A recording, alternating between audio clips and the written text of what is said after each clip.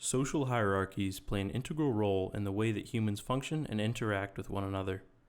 We naturally organize ourselves into tiers so as to reduce the cognitive load of an immensely complex social environment. Survival of early humans required cooperation, and cooperation required acknowledgement of where one stood in the structure of the group.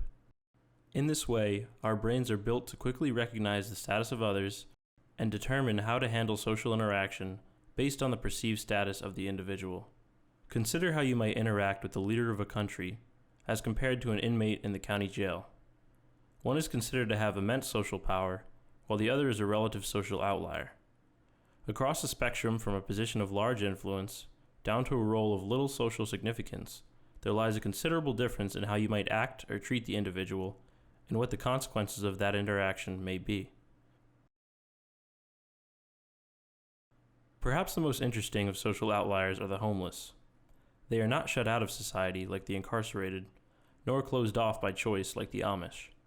Rather, they occupy a space in between, most aptly described as invisible. Imagine for a moment that you are passing through the streets of New York City and see a young man with a disheveled appearance sitting on a sidewalk against a building. He is holding a tin can and calls out to you as you walk by, asking, "Can you spare some change?" The average person would disregard this request and likely forget the interaction entirely. Now imagine you continue walking along just a few blocks further and you see another man sitting in the same position along the sidewalk. It is universal celebrity, Dwayne "The Rock" Johnson. Your reaction will undoubtedly be different. Casting aside the obvious questions about why The Rock might be begging for change, you are likely to stop and spare a few dollars because of his high social standing. This scenario, albeit contrived, demonstrates the generally perceived status of the homeless in society. Think about it. The Rock could literally go bankrupt overnight, but because of his social standing, he would undoubtedly find a place in society the next day or week and be able to earn a living, fitting in with the rest. The average homeless person, however, often remains stuck in a cycle of unemployment and financial instability for prolonged periods of time. There are a myriad of scenarios that could result in the average person losing their housing, many of which have the potential to be entirely out of one's control. As such, there exist different classifications of the severity of homelessness, depending on the length of time and dependence on public resources. However, the fact remains, regardless of the severity of the situation or the preceding events, as soon as one enters this category, they are seen as a social outlier. While the homeless of society are invisible to the majority of people, some see this population as a target for ill will. The homeless are often mistreated, harassed, or even assaulted simply for their living situation. The moral depravity of such an action cannot easily be put into words, yet lethal attacks on the homeless are far from rare. The National Homeless Coalition notes that from 1999 to 2017, there was an average of 25 lethal attacks on homeless individuals per year. I will repeat that. From 1999 to 2017, there was an average of 25 lethal attacks on homeless individuals per year. This video documents the case of one of these lethal assaults, which occurred in 2018. What makes this case particularly disturbing is that the victim of the crime had been in a period of transitional homelessness for less than 4 weeks leading up to his untimely death. Yet, soon after he entered this class of people, he became a target of a brutal and depraved crime that neglected to display even the most basic respect for human life.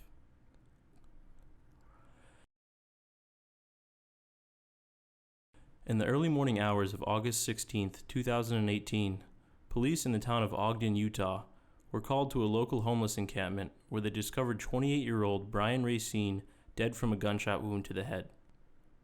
Brian, a brother and father of two, had left his home in California a month prior to move to Ogden in order to join the Church of the Latter-day Saints. Police quickly recovered a .45 caliber bullet shell casing in the area and began to question those at the crime scene, but quickly found out that there was no one present at the time of the shooting, as Brian had been left alone when others at the encampment left at 2 a.m., returning an hour later to find his body. Around the same time, police were notified that 2 suspects had been arrested nearby and found in possession of a handgun. The 2 suspects were Ogden natives 28-year-old Dalton Aiken and 36-year-old Corey Fitzwater, who were longtime friends. According to them, they had been drinking beer while working to break up concrete at a neighbor's house late into the night. They then drove to the nature trail where the homeless encampment was shortly after 2 a.m. to smoke cannabis. Unbeknownst to them, a nearby officer noticed their truck parked at the entrance of the woods and saw marijuana through the window of the vehicle. The officer remained parked nearby and waited for their return.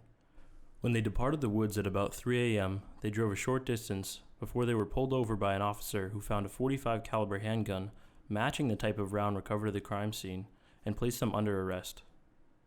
Later that morning, Dalton Aiken was brought in for questioning by senior detectives.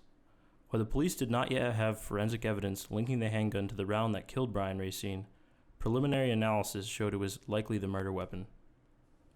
Given the lack of witnesses and the subsequent fact that the only two people who know what happened in the woods were suspects, it was imperative for police to gain a confession, or at minimum, gather as much information as possible surrounding the events of the night.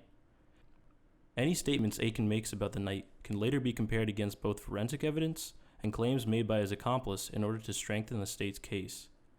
Police will use the early stages of the interview to establish rapport, gathering information prior to putting the pressure on and attempting to gain a confession. Aiken's behavior throughout the interview is extremely peculiar, as he often answers incriminating questions in an absurdly nonchalant manner, reacting completely out of place at times. One particular thing to watch is Aiken's body language during the interview. The foundation of this analysis tool lies in the fact that the limbic or unconscious brain reacts to threatening situations presented in front of it, and in order to reduce the stress, it causes the body to unknowingly exhibit pacifying behaviors. There are a wide variety of these tells that can be identified. However, for the purpose of this video, the actions of touching one's face, neck, or mouth are most telling. It should also be kept in mind over the course of this footage that a forward-leaning body posture is generally seen as confident, while leaning back with crossed arms is seen as defensive. It is also important to note that body language is not an exact science, and pacifying behaviors are not an indicator of a lie. However, we can use these stress cues with the help of hindsight and careful consideration of the question or scenario that prompted the stress response in order to decipher his thoughts and emotions.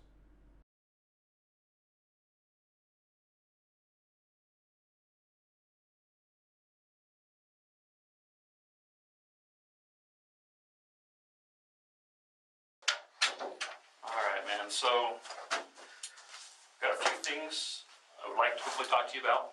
You are obviously in custody, so gotta do the Miranda before I can do that for you, okay?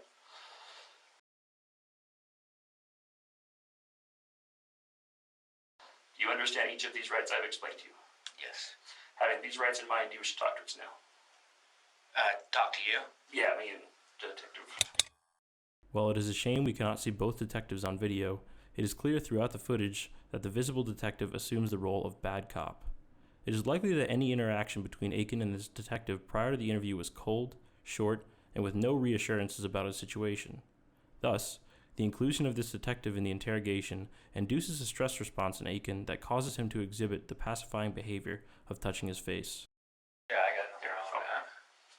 We're simply looking to get your side of the story, what's going on here, you know what I mean? Yeah, that's it, Yeah, yeah. we haven't heard what you gotta say yet. I can't do that until we get through that part, so. Let's just start off. What will you tell me about what was going on this morning?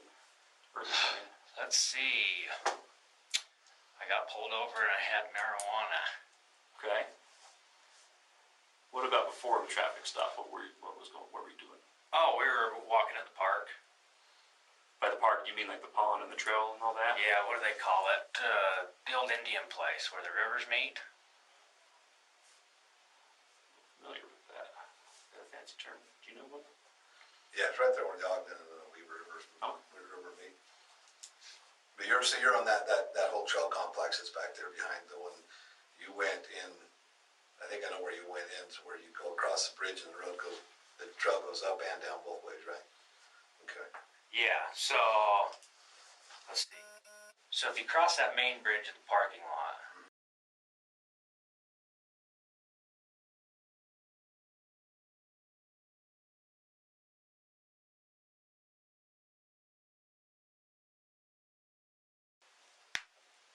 Okay, so you guys are busting concrete.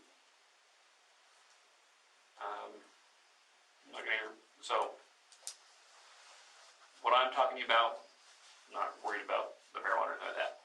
Okay, so that's all I'm interviewing for. So you guys break concrete. You guys normally go to the river to, so I'm assuming happens, go there for you to drink beer, smoke a blunt, and walk. Exactly. Quite beautiful out there, right? yeah. Okay. Is that something you guys normally do? Like No. a regular thing for you? Yeah. We usually just hang out. How far did you guys walk around the trail? I think I had the freeway in sights, at least. Like when you take that turn off in the distance, you can see the freeway.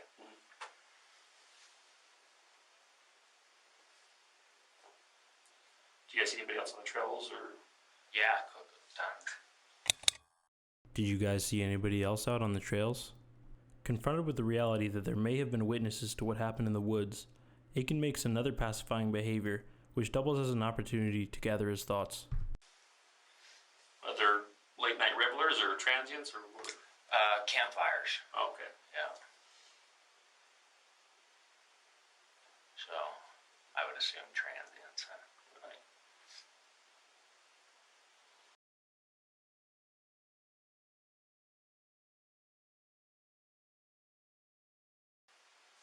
So, and how long? So you guys get there? You think around 2 to 3? Yeah. How long do you think you guys were out there for? Enough to smoke a little, basically. Sure. An hour, half hour? I know it's hard to tell time out there. Half hour. This detective certainly knows his stuff about marijuana, previously referencing the slang term blunt and acknowledging the difficulty of telling time while high. This is a continued attempt to establish rapport and make Aiken more comfortable with the situation, as he is yet to face any real confrontation. As it happens, Aiken will essentially initiate the confrontation himself in the coming minutes.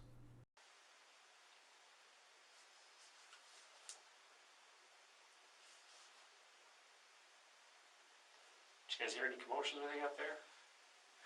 Well, I kind of have a feeling that I know what you guys are after. Like, did someone get killed? I mean, so I heard a gunshot. For sure. That's just that vibrates to let us know it's still working. Where were you at when you heard the gunshot? I mean, relatively speaking. So, when you start heading towards the west, there's like a weird vinyl fence. Like if they got voltage up across it, you're not supposed to cross it. Well, it's about right there. I think it's a junkyard if you cross the fence right there.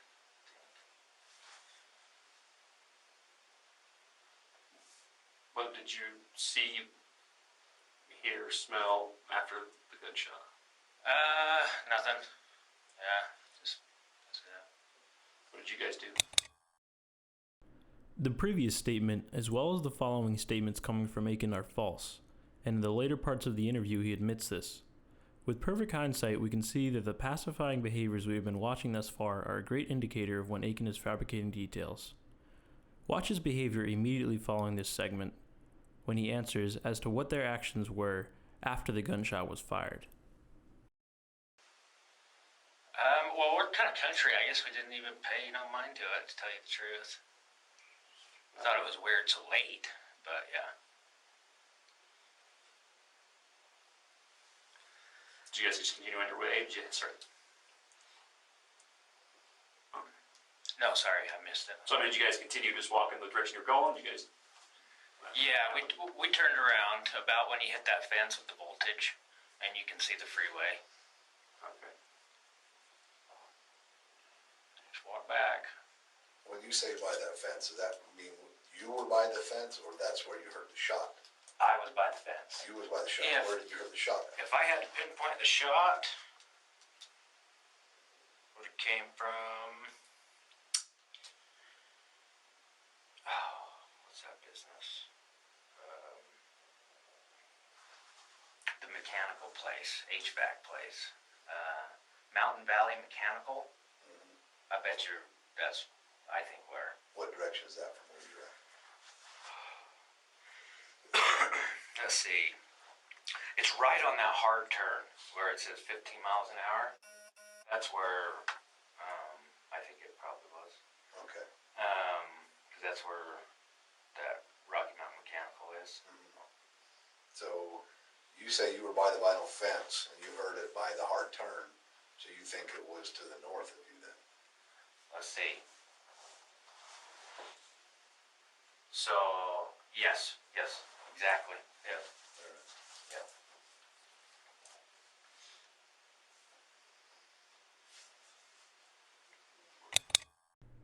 Aiken has just locked himself into one more lie of many to follow. The detective listens to his account of the gunshot in meticulous detail, only to lead him into a false sense of security going forward for the rest of the interview.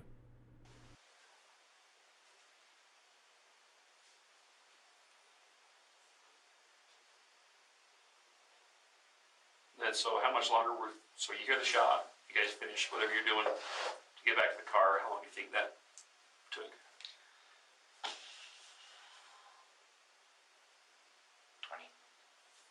20 for the hike back.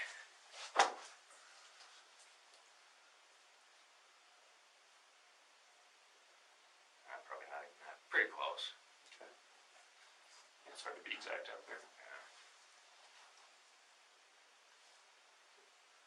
And then you guys immediately got in the car, started and left, or did you guys hang around in the parking lot for a little bit?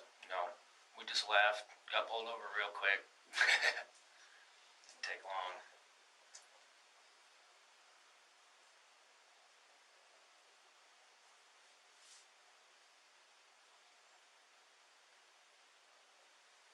Did you guys go to any of the camps while you were down there? Mm-mm.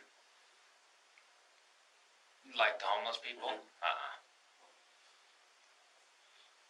No, we actually never came face to face with any of them, just there's a time. Just through the fires?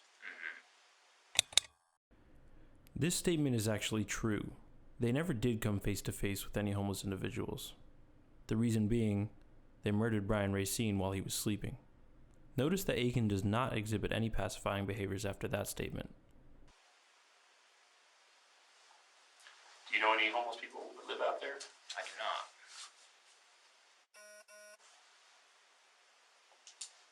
Sometimes I kind of look like it.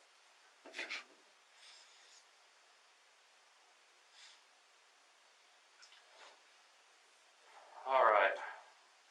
So next question I have for you is, the firearm that they found you with, that's 6 hours, is that right? The what? The gun you had in your car? Uh-huh. Where did you get that? I'm sorry, I missed it again. The what? The gun you had in your car? Oh, yeah. Where did you get that? So that's Corey's. Okay.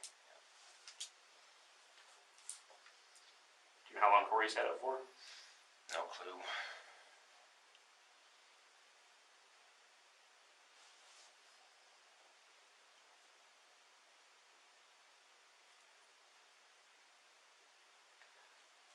Did you guys take that with you when you were doing your walk? No, I had some bullets in my pocket from earlier, but so we were shooting it earlier, but we didn't take it on the walk. Where were you guys shooting at? West Warren.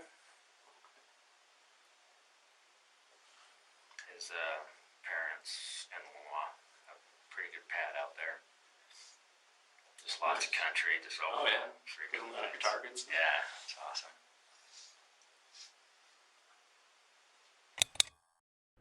Consider this. Imagine one night you go with a friend to the local nature preserve to smoke some weed. You hear a gunshot and know that somebody has been killed there. Immediately upon your exit, you are pulled over by the police, where they discover a handgun and bullets in your pocket. You are brought in for questioning and asked about what happened in the nature preserve. Simply considering this scenario, it's not even necessary to dive into how peculiar and absurd Aiken's nonchalant behavior is.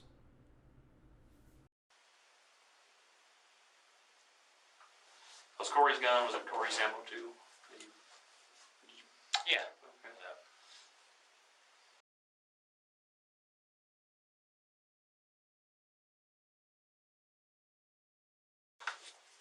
So you guys ever went any camps down there? You don't know any? Were you and Corey together the whole time? Did you guys ever break up to go take a leak or for anything? I guess there was a few leak breaks, probably. Yeah. But no, we were pretty much together.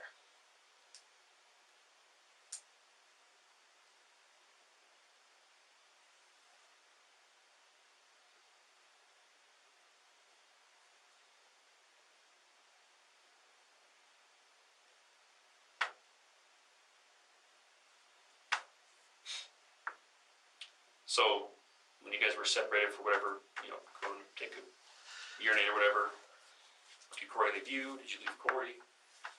I think I left him once and he left me once.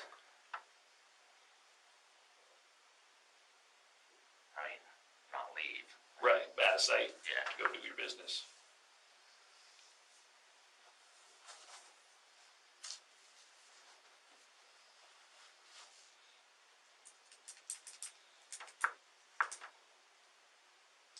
Is there anything else that was going on out there that you think might have been weird or odd or struck your senses as kind of... Yeah, the whole night, man. Like, it just gave me a bad feeling. Sure as heck showed up as a bad one. Can you articulate that at all? Like, what do you mean? I mean, kind of like the Holy Ghost, I guess. Just someplace you shouldn't be right then.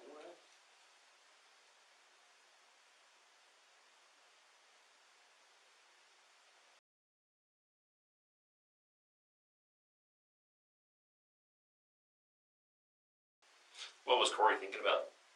Was he saying anything? How was Corey last night? Yeah, he was upset.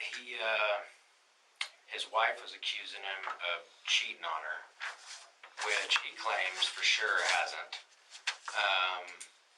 But it makes him think that she is. That's what he told me. So yeah, we were venting that night for sure. I was kind of there for him. How was Corey when he's upset? Is he calm? Does he get a little angry? He gets a little angry, but I think it's his war stuff. His Iraq, PTSD. I think he's retired. He's retired and he's like 30 years old. He's got a Purple Heart.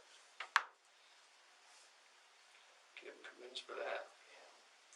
That sounds like it didn't come cheap, obviously. You know Corey's wife pretty well. Yeah. Are you married, kids? For your life? How old are you? 20, turning 28. How much Still young. Still can enjoy it while you can.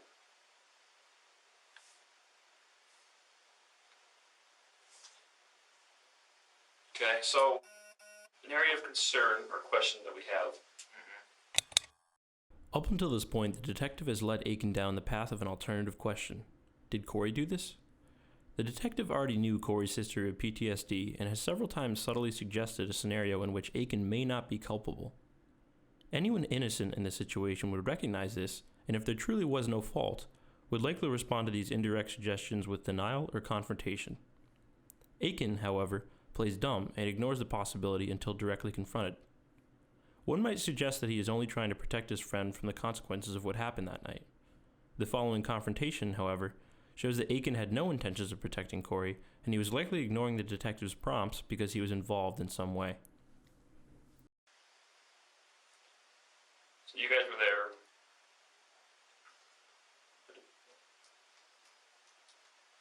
How do I want to word this? We find in life, especially in places where coincidence doesn't occur a lot. Usually if things happen and they seem tied together, they're most likely tied together somehow, right? So would there be any reason why we would find a spent shell casing that matches the gun you guys had at the scene of what we're investigating? I'm gonna come clean right now, okay? Yeah, thank you, because the forensic evidence tells us a story. You're not helping yourself. Okay. So Corey did leave, and that's when I heard the gunshot. And that is it, man. And that's when we left, because I knew something bad happened, but he didn't say nothing. Pay attention to Aiken's chest in the following moments. He is now breathing extremely heavily, likely in a state of fight or flight, due to his admission that he knows what happened. How did he seem after? Calm, I guess. Like you guys have been friends for a while? Okay. So post, when you're saying he left the gunshot and after, did he seem more almost relaxed? Yeah.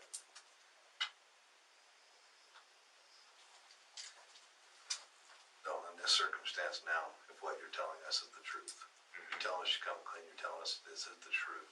Yes. You Yeah, I'm telling that. you need to get off any thoughts of protecting Corey. Okay. Okay, when we ask you questions and things like that, well, I don't want to drag these out of you. You need to give us all the details. This is not a short story. This is a long story, right? Okay. So if you give a short detail, like I walked away, I heard a gunshot, I thought something bad happened. There's a lot of shit that went up before you walked away from him. There's a lot of stuff that went on after. You are thinking about you now. If you're telling us the truth, you're not protecting Corey anymore. Right. Because if you're not a witness, what are you? Let's see, what would it be? A bystander? Something? No. No, we call that in police work a suspect. Oh, okay. Suspect and or accomplice. Do you want to be a suspect, an accomplice, or a witness? Well, I didn't do anything, so I don't want to be any of those. No, what you want to be is a witness. Oh, okay. Right. Yeah, right. Yeah, you don't want to be an accomplice, you don't want to be a suspect, you want to be a witness. Yeah. Now, you have the potential to be a very good witness. Or you could be resistive and not share with us all the details, which is going to make you an accomplice. Does that all make sense? Yes, it does. Okay. For So sure. when we ask you things, even if you don't short the answers, and also if we don't ask details and you have details, share them, because you don't want anything to do with the end result of a man dying, right? Yes, exactly. You understand, witness, it's a good role. Okay. Accomplice means you share punishment with the actor themselves. The courts don't differentiate. Yeah. If he shoots somebody and I'm there, and even if I know about it, and I don't do anything, I'm an accomplice and I share his prison sentence. So Okay. you don't want to be that guy, right? Correct. And I knew nothing about this. So let's go back. Okay. You guys just didn't randomly be walking down a trail. He walks right and just decides to shoot somebody. There's something that led you guys to that camp. And that's why I brought up his wife deal, because I think really that's what it is, because I can't think of any reason. Okay. Well, he wanted you to take him down there. Yeah, who picked the spot to go? I always knew it. Yep. Yeah. Because I grew up in Marietta Slayerville. Yep. Yeah, but I'm saying you guys, what led you guys there? Tonight. We know you know the spot. What led you there last night? Yeah, marijuana. So are you going to buy marijuana? No, we were smoking it. Okay. So the cops found my bag. So here's the story that I'm kind of getting from you, and if this is what you're going to go with, Yeah. it's not going to be good for you. Okay. You're going to say that you guys randomly showed up at a random spot to randomly smoke some marijuana, ran into a random camp, and shot some guy. Yeah, that sounds bad. Yeah. No, I'm thinking what happened was there was a reason you guys went there. The guy that was there, you knew, or Corey knew. Well, wait. okay. Corey or you knew he was there.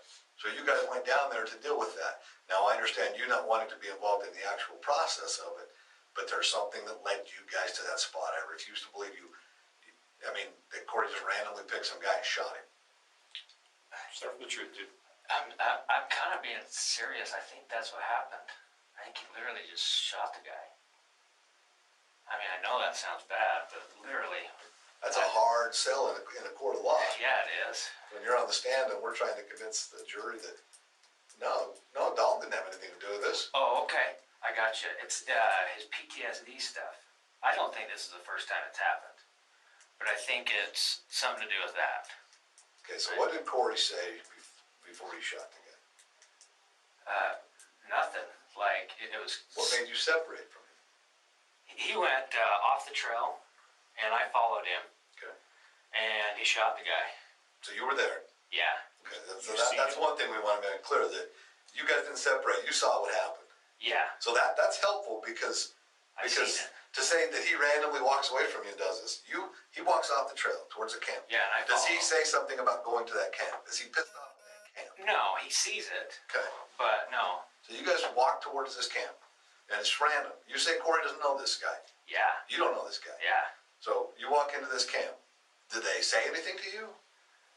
I think the guy was sleeping, to tell you the truth. So the guy's in bed sleeping. Where's he at? On the ground. He's sleeping on the ground? Yeah. Is he in a tent, under a tarp, just laying on the dirt, a sleeping bag? Just the dirt, I think. Okay. I think. So tell me, when you follow according to the camp, kind of tell me about the camp a little bit. Okay. There was It was kind of hard to see because it was dark, right, yeah. and his fire looked like it pretty much went out. Okay. But there was a big tent by it. Okay. So there's a big tent there. Okay. And you walk in, and you think he's asleep. I don't walk in. He's asleep outside the tent. He's on the ground. That's what I'm saying. When you walk into the camp, you believe he's asleep. Yes. Okay. Yeah. And what does Corey say? He kind of mumbles in like a drunk talk, like, "How you doing?" Corey says that? Okay. Is he drunk? Yeah, he probably was like 10 deep, probably. 10 beers? Okay. Plus, Have you guys smoked marijuana at that point? Yeah. Okay, so we've got marijuana and beer in it. And you say mumble something. Okay. Yep. Then And to the guy. to the guy. Yep. And then what? Shot him. did the guy say anything to him? I don't know. It's almost like I just didn't want. You know what I mean? And so I don't think I looked when he shot him. Okay. But if I had to guess, somewhere here. Okay, so he shoots him somewhere in the upper body. Then what? Then he takes off running, and I don't know what else to do but run too, I guess. Okay. Get in the truck, get pulled over. Okay. Forensic evidence on the scene doesn't tell that story. Okay. The things that we can prove don't tell us that story. Okay. Okay. There was more to it. Okay. So you, I'll try. I'm gonna quit dragging shit out of you, dude. Seriously. You need to tell us everything. Okay. Okay. I'm trying. I really am. Because there's more to it. But you need to understand that when we ask you questions, a lot of times we already know what those answers are. Yeah. Okay. And if you when you leave things out of the story, it makes it look bad for you. Okay. So we need to stop that. Okay. Okay. So Okay. So, where'd you want to know? Because I thought I want to know the truth is what I want to know. But I know what all the evidence is. I know what the forensic evidence tells us. We know a lot of this story already. I want you to tell me that story. I want you to be honest with me and be a witness to this, not a suspect. Dalton, I just left that scene with CSI. Okay. Yeah. I know exactly what happened there. Yeah. Okay. So he said there's more to it than just You running need to away. finish it. Because a lot of the things you're telling us, Okay. Oh, okay. I have an idea. How about this? Will this save me from a first-degree murder charge? I don't need to spend much time explaining how peculiar this behavior is, given the scenario. Yeah. So I took off running. He took off running. I lost him. Okay. And I got to the truck and I had to wait for him for 25 minutes. I'll bet you. That's probably the part that was missing, huh? Well, I wouldn't say so. And he said he ran into more people and fought him with his fists. Okay. So more stuff happened in the camp. That was away from the camp. That was somebody else's Oh, in the camp. He's asking you. He's making a statement to you. More stuff happened in the camp after the shooting happened. That's what we're trying to get the truth about. You guys didn't walk in banging and run away. There was more to it than that. I promise you, yeah. I really do promise you. All right. Tell you what. I really do. Tell you what. We're going to give you a few minutes to think about it. Okay. Now, I don't want you to tell me anything that's not true. Okay. If you're telling me the truth, you stick to your story. For sure. But I don't believe your story. So Okay. we're going to give you a few minutes to think about how you want to proceed here. And we're going to come back in and you're going to tell us the real story of what happened out there. Okay. Now, if it's the story you've already told me, fine. That's going to be your version of the truth. Okay. Unfortunately, the evidence is going to point that that's not the truth. Oh, man. But I don't want you to lie to me. Okay, I All right. promise. Okay, that. give us a minute, okay? Yeah. We'll just leave that right there. Okay.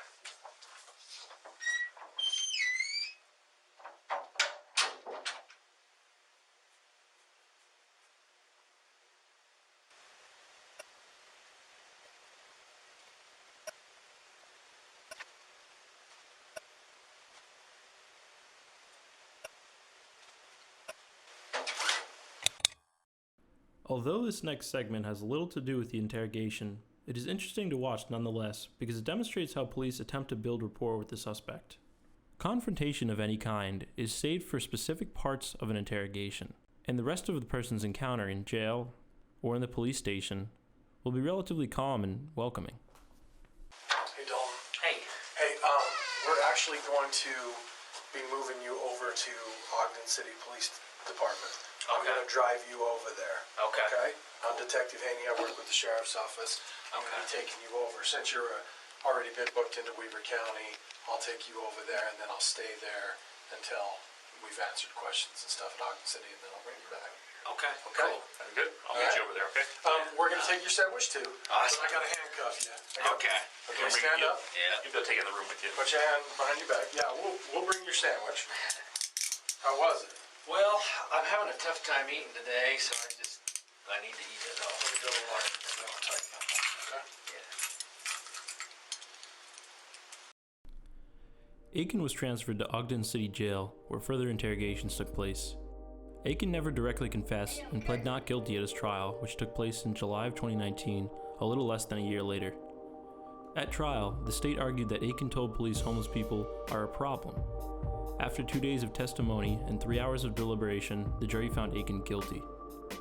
Aiken was ordered to serve 15 years and up to life in prison for murder, plus an extra year for a dangerous weapon enhancement. He will also serve a concurrent prison term of up to 5 years for possessing a gun as a restricted person, a third-degree felony. Corey Fitzwater's trial was set to begin on November 6, 2020, but has been postponed until late 2021.